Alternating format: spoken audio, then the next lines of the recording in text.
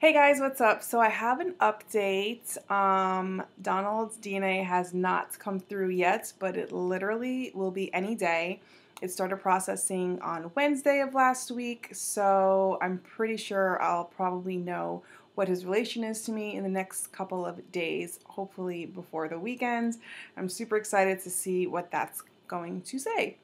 So, I have some information. So, of course, my last video, I kind of told you guys about this man, Lamont Corbin, that I was told was my dad. He's on my original birth certificate, which this is a copy of my birth certificate before I was adopted. So it's no longer my birth certificate, which is why I don't mind showing it to you guys. And it has Lamont Corbin listed on there. So the question has been, is this Lamont Corbin guy my father? There's no Corbins in any of my DNA matches. All my closest matches on my dad's sides have a different last name, more likely Cunningham, or Adams, or I forget, there's a couple of names, but none of them have been Corbin. So that's been the question. Now, 2 years ago when I did this test, I had applied for Lamont Corbin's birth certificate and for Lamont Corbin's Social Security application information, and I was just trying to research him. I found that he died in 2011. He's buried at Rikers Cemetery in the Bronx. Nobody's ever claimed him. I thought that was really bizarre. He had his Social Security information filled out by a social worker, so this whole time I've been thinking either this man is not my father or maybe he's adopted and Corbin's not his name. And so now I'm starting to think maybe Lamont Corbin could be my dad and he's not adopted, and maybe his father listed is not his father. Now, I do know that his mother's name was Ann Ellis, but I also know that her name was longer than Ann. And I know that because when I got one of his Social Security documents, they blacked out his parents' names because they could not give it to me unless they had known for a fact that both his parents were had passed away. I didn't know if they passed away because, again, I didn't know who his parents were. And so this is part of the form. As you can see, it's blacked out. So, of course, me with my detective skills, my husband and I were holding it up to lights, like trying to figure it out. We ordered another copy of the Social Security information to see if they blacked it out a little bit less. My girlfriend came over, like we all were literally trying to figure out what her name was. And as you can see on this paper too, I have the worst handwriting, but I knew her name was Anne in the beginning, but I was trying to figure out, okay, what are the possible names this lady could be? And I never figured it out, but when I got his birth certificate, they were satisfied with the name Anne. And so his father's name was John Corbin. Last night, I get an email or a text message from one of my fourth cousin matches on Ancestry, who we don't know how we're related, because again, he's related to me on my dad's side. He's related to the whole Cunningham line that I've been testing, but he has no idea how he's related to them. And this man knows his whole family. He has thousands of people in his tree, and so he's like, I'm so confused, like how I'm related to these people and to you. And so of course he's interested in figuring that out, so he's been doing his own research. Now, I did tell him about Lamont Corbin. I was like, do you know any Corbins? Maybe that's the link. He doesn't know anybody. So he started doing his research on Lamont Corbin and started sending me the same things that I already knew. So I'm like, oh, I already got the information. I've already found that person. I've tested this person. That person didn't match. So like he was basically doing everything that I have been doing for the past 2 years. Last night, I get a text message from him and I'm in complete shock because he doesn't know. He knows that I had gotten his Lamont Corbin's Social Security application, but he didn't know I was trying to figure out his mother's full name because I told him, oh, her name was Anne. So he sends me this message and he says, where are we? Let's see.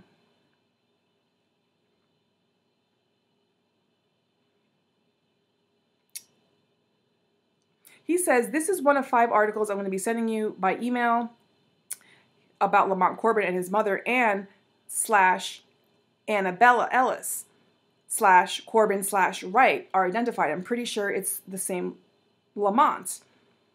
So before I even looked at what he was sending me, I knew right away that this was her because her name Annabelle made so much sense because that's what I was trying to figure out on this piece of paper, and he didn't even know this. So I'm like, oh my God, this has to be her.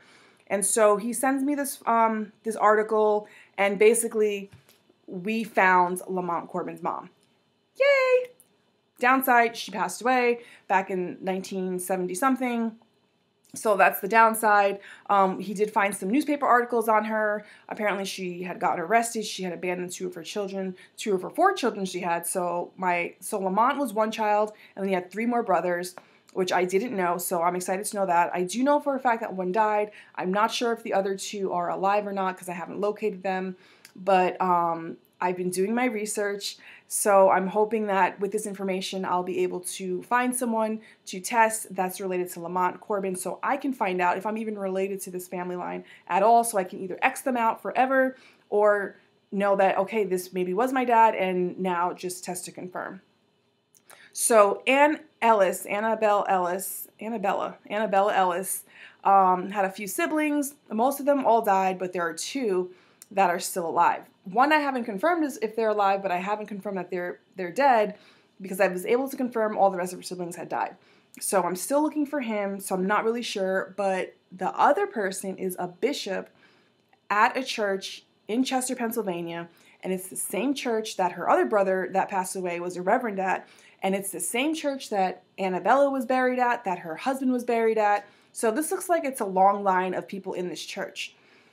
So my hope and prayer is that I can contact Annabella's brother, which would be Lamont's uncle, to see if he'll test. I don't know if he'll do it. He's probably about 80 something. He might think I'm a crazy person. He might not, believe in this whole DNA thing. He might just shut the door in my face, or he might be like, really? Let me figure this out. So I don't know.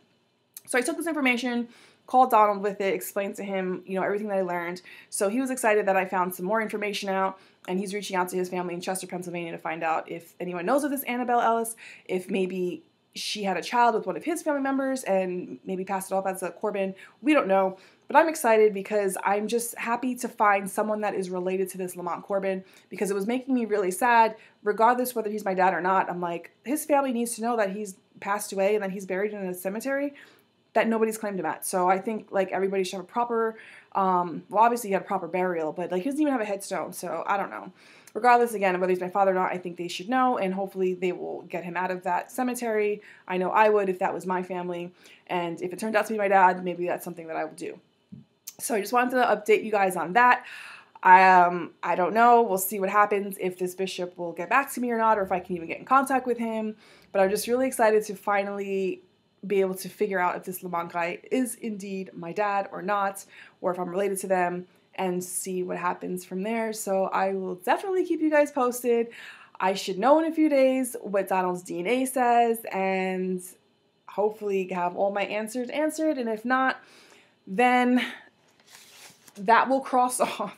So as I told you a few videos ago, Vince's grandfather is siblings with my great-grandparents, which is great that I know that, but here's the thing. His grandfather's name is John Cunningham, and John Cunningham has 1, 2, 3, 4, 5, 6, 7, 8, 9, 10, 11, 12 siblings that I could find online. Well, not literally online, but find listed online. All these people have passed already.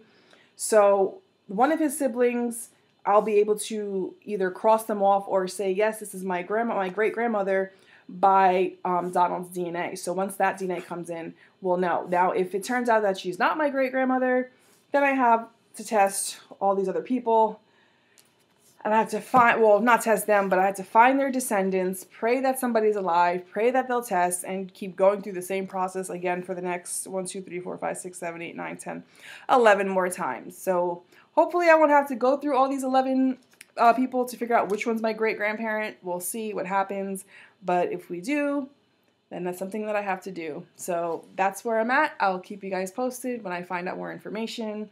Make sure you pray for me, and also make sure you're following my channel, like this video, and I will be doing a giveaway once I reach 1,000 subscribers of a DNA ancestry test, so make sure you're following my channel so you can definitely get in on that, and I will talk to you guys later.